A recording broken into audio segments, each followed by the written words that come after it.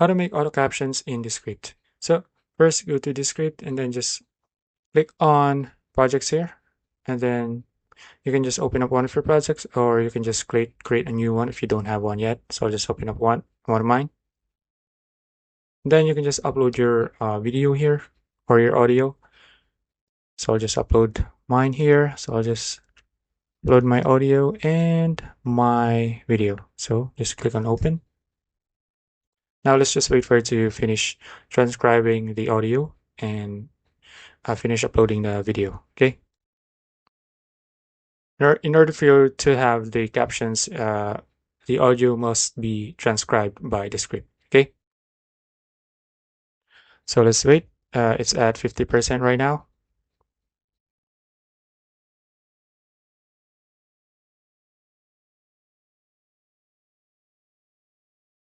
Okay, now once it's done, you can just click on show timeline here, so you can see.